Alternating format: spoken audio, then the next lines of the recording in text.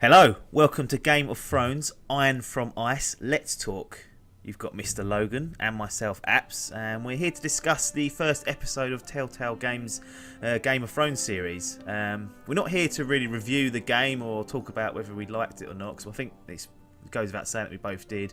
We're more here to talk about the story and just sort of compare what choice we made, as that's normally the highlight of these particular games, is chatting with your friends and other people about what choices you made and why. But as such, there will be spoilers present, so you have been warned. Let's crack on with this then. So the game starts out just as the Red Wedding is kicking off, so it sort of coincides with the TV show in that part of the timeline.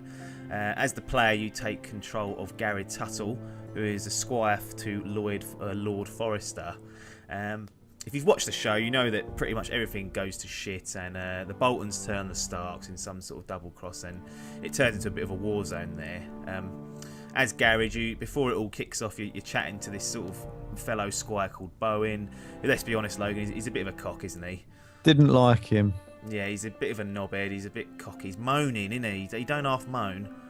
Fucking little bellend. He wants Sick to be, of him. Yeah, he wants to be promoted, and he keeps talking shit. You actually get pulled aside by Lord Bolton. He says, you looks like you're going to be going up the ranks, so you're sort of happy with that. But before you can fulfil that particular role, it all kicks off, and you're chucked right into your first sort of choice of the game, which is, do you stay with this cock-end Bowen, or do you run off to Lord Forrester of the impending mayhem? Logan, you've just, we both slagged him off there and said he was a bit of a knob. Did you? I assume you just left him. No, I stayed with him. Well, unfortunately, I've done the same thing as well. So I was going, no, come on, you little fuck. yeah. What was that then? Is that just your? Because it's the first time you've played a Telltale game sort of properly. Was it just the moral choice? You couldn't bring yourself just to leave someone who looked like he was going to get killed pretty much if he hung around there too much longer. Yeah, well, I think for this choice and for all my others, I'm sort of always torn between doing the opposite of what I would do just for the sake of it, or doing what I would actually do. And I don't think I would run in that case. If it was anyone there, I'd probably stick with him. So I thought, I'll stay with him, and I thought it might pay off further down the line. Even if it was a complete knobhead, though, surely. Well, I just thought if he does ever get promoted and I need something from him, then he might remember it. So I thought, keep him on side. Play the political game already. First choice. Straight away. Set him right into the world of Game of Thrones. Yeah, I mean, I stayed with him as well and pulled him out of there. And 54% others, according to the Telltale stats, did the same. So just about in the majority there. I'm quite surprised there was an even split there, because it is the first choice, and normally you want to get off on a good foot. So I'm surprised it's that even. I thought there'd be a lot more people that would have stayed with him. Well, it did make me think after I did that, actually, because Lord Forrester gets absolutely put down. Yeah, and you think, could I have saved him? Yeah, if I'd have left Bowen in the dirt, maybe that's what's cost me. Yeah, well, we won't know, will we, until we play through it again. But yeah, Lord Forrester gets stunned out of it. You end up trekking back to your home, which is a pig farm, so your family are there, and you stumble across some nasty bastards, really, aren't they? They've murdered your family. Your dad's sort of half dying. He's like, oh. And you end up having a bit of a ruck with one of the perpetrators there, and you get the better of him. So good old Garrett actually puts up a good fight, and you get a choice on whether to murder him or keep him around and show him a bit of mercy. Mr. Logan, did you just stab the bastard? Because I did. I put him out of his misery and went, get back, you just killed my sister and dad. No, I showed him mercy, because I thought that's the kind of guy I want to be. Mate, in this world, that will get you killed. Well, there's no one else there, it's no harm, and I just thought, what's he going to do? Go and tell him that they're going to find out they're all dead anyway or whatever, so I thought, what's the worst that can happen? I'll send him mercy, he might go, right, we fucked up here. Yeah. We shouldn't have done that, we shouldn't have invaded the pig farm. Done. Well, I'm not sure if it pans out like that, but either way, you get sent to the wall, and that's... You don't really see much of Garrett after that. Because you actually control multiple characters in this one, don't you? So yeah, which is quite interesting, because all the other Telltale games you don't. You take control of Mira Forrester, who is Lord Forrester's eldest daughter. She's been shipped off to King's Landing to be handmaiden for Marjorie, who's going to be queen, and to Joffrey and all that. And she comes to you with a slight dilemma, doesn't she, about Cersei. Cersei's summoned to see you, and she basically talks you into just keeping Cersei happy by telling her what she wants to hear. And the big choice that comes up is, do you, in front of these people, do you swear loyalty to the king at the time, which is Joffrey? Now, did you tuck your bollocks away and swear loyalty to the king, even though really you probably didn't want to? Yep, the key to Game of Thrones is staying alive, so that is it, really. It's just to outlive everyone else.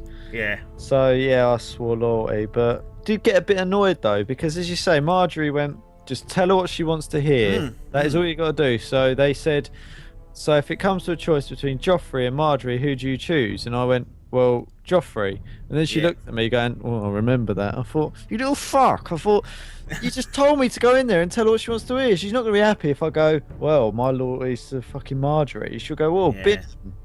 Yeah, bin him off. I think Cersei, actually, when you first say that particular one, she sort of questioned your loyalty. She goes, well, how are you changing already? And I was like, well, hang on, I didn't mean it, it's too late. I was on the back foot straight away, but I think in the end Cersei was reasonably pleased with what I said. So yeah, as we go back to sort of the Forrester stronghold, and you take over Ethan, who's the second born of the Forrester household, and he's actually the Lord now, because Lord Forrester's dead and Roderick is also dead. They've both been put down, so the crown sort of falls to Ethan. What's he, about 12, 13? He doesn't look very old, does he? Can't be much older than that. No, and he's now running this Forrester household. It's under a lot of pressure. And, the first sort of main choice you get as Lord is to decide what punishment you want to hand out to a thief called Eric.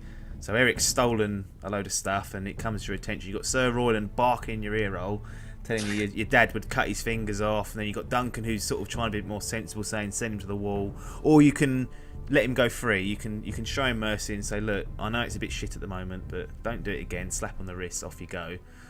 Mr. Krogan, what did you do with that particular part? I sent him to the wall.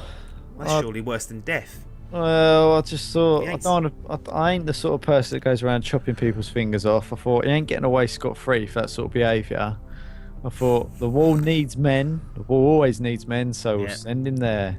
Sent him off to the wall. That was let that be a warning to you. Yeah, I actually let him go free. I sort of just said, look, don't do that again. But I know it's a bit shit. There's not enough food and stuff, but just come on. But then that back. Well, Sir Rowan was livid with me. He was not happy. He was absolutely steaming. Everyone else was saying, "Oh yeah, they're going to take the piss now," and I was like, "Oh, for goodness sake!" You have to be firm but fair. I still think the fingers would have been better. Have his fingers off, but that's what Lord Forrester would have done. So, following your dad's footsteps is what I'd have looked at. Yeah, but sometimes dads can be a bit of a cunt. That's true. That's not ideal for any situation. Speaking of Sir Royland and Duncan, I think Duncan's actually your uncle, isn't he? Yes. So you've got a choice to choose your sort of right-hand man, as such, called a sentinel, and you can choose Duncan, who seems a lot more rational, doesn't he? He seems like he plays the political game and what his ideas are. He doesn't want to go and cause conflict and whatnot, and he seems like he's quite a strategic bloke. And then you've got Sir Royland, who's the complete opposite. He's a trained military man, skilled in the art of war, and he doesn't want to back down from anyone. He's like a little Rottweiler, Sir Royland. And you get to choose out of these two who is going to be your right-hand man. I actually went for the Rottweiler in Sir Royland, and not just because he's got a good name, but I just felt that Ethan, being, as I said, like a 12-year-old, he's going to really struggle here. He needs some backbone, and Sir Royland's going to provide that and give me the ideas and give me the sort of bollocks that Ethan needs, because I think Ethan is bollockless. The way he talks, he's not convincing anyone. If you've got him standing behind just sort of chipping in, he might give you a better chance. You went for Duncan, didn't you? Yeah, I was just sort of trying to figure out how it was playing out. I mean, I think that they sort of give you the impression that you've got sort of no military might anyway. You'd sort of lose in a military battle. And I just thought, right, well, I'm 12 years old. I'm not going to be able to play the political game very well. Duncan seems pretty clued up in that respect. Yeah. I thought the way things were playing out with Ramsay as well, I don't really want to go sticking a... Well... He's a loose cannon, isn't he? Yeah, I don't want to be sticking swords in his face, because that'll really just get up his nose even more. So I thought, right, if I just play it cool, relaxed, with the political undertones, I might get through this alive. So yeah, and that was the play there. Because Ramsay Bolton, as he's been promoted to from Ramsay Snow, he's going to pay you a visit. He's not happy. what's occurring at the Forrester household, and you're under pressure, aren't you, from your closest enemies. You get a choice on whether you meet Ramsay Bolton in the outside of your base, so you can sort of give him the cold shoulder almost, and have the meeting with him out there, and have like a military presence outside and try and intimidate him, I guess. Or you can invite him into the Great Hall, chat with him and treat him like a guest, all that bollocks, and try and sort of sweeten him up. I puffed it and went for keeping him in the Great Hall. I thought I don't want to rile this bastard up. I know what a crazy fucker he is because I've watched the TV show. And I thought, I don't need him coming in here and then me trying to be the clever dick by making him wait outside. See, I would have gone the opposite way if I was you, because if you've got Sir Royland, you've really got to try and just be on the front foot. And that cost me because I had Sir Royland and I backed him. Then when I backed Duncan's suggestion to have it in the Great Hall, Sir Royland was livid. It caused absolute sort of bickering at the table, and they were saying, "Well, you're not being consistent." And I was like, "Oh, for goodness sake!" And it did. It set me back. If I was going to having Sir Royland, I should have played to his strengths, and I didn't. Yeah. And what's worse is Duncan didn't even turn up for the Great Hall meeting. He wasn't there. He did not show up. I was not happy with that, and Sir Royland was livid. He was steaming. So that's definitely an error on my part. I've dropped the bollock there. Yeah. Did you had Ramsay in the Great Hall as well, didn't you? Yes, Duncan I did, trying to sweeten him up. Yeah, how'd that basically. go for you? Not well. It really didn't go as well as I thought it was going to. I thought I had it sussed. I thought, right, I've got the political guy. I'm playing it sweet. I'm getting in my hole. I'll probably have to surrender some of my stuff and I'll walk away with the title. Yeah. I thought I'll be in his bag, but I thought at least I won't be dead. No. Fucking hell, was I wrong.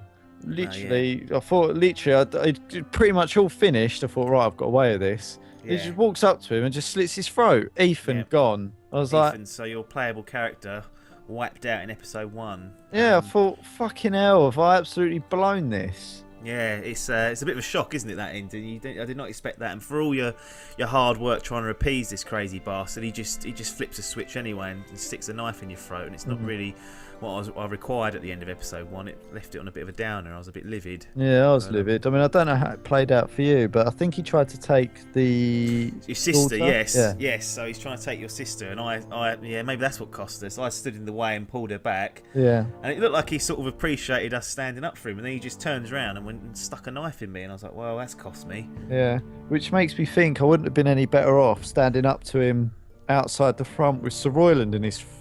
But then he might have just slit Sir Royland's throat and be done with it, and then I'd have been happy. Sir Royland's a legend, mate. He's got to be the main guy. But yeah, I mean, it was a decent opener to the episode, and it certainly whet the appetite.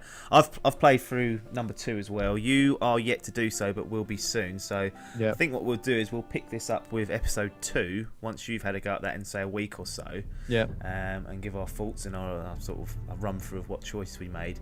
And then when the third one comes out, I guess we should play it sooner rather than later, because we've left these ones a bit late. So what we'll try and do is once the third one releases, we'll play it within the week, hopefully, and get the video up so it's relevant with what's going on, and we can actually fully remember what's happening. It's fresh in our minds, because I mean you haven't played the first episode for a month or so it's going to be a bit strange. But for season 3 we'll get it all sort of in sync, so it's coming out season 3 episode 3 we'll get it all in sync, so it's coming out for shortly after the actual episode drops, so it'll be a bit more relevant for you guys at home. What are your expectations for the next episode then, Logan? I've played it, I won't give mine, I won't want to spoil anything, but what can you see happening? I don't know. Is there anything you're intrigued with?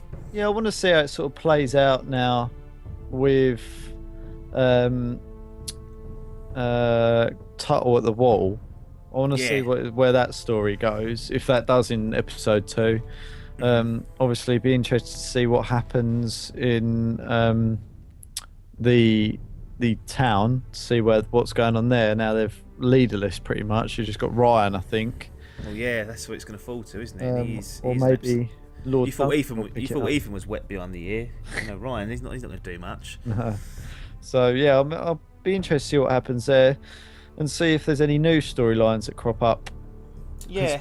So yeah, I'll just see what happens. Really, I haven't really got any expectations, because it's literally shocked me the end of episode 1. It really just, I didn't expect that. I thought I'd got through it scot-free, and I didn't. Yeah, it flips the tables right on your head, and you're left sort of reeling from it. But it does pick up in episode 2, and I'm sure you'll enjoy that one as well. But thanks for joining me, this Logan. We will be back, the pair of us, with episode 2 very shortly, and obviously when episode 3 drops, we'll also get a video out for that. But everyone else, thanks for watching, thanks for your time, and ta-da.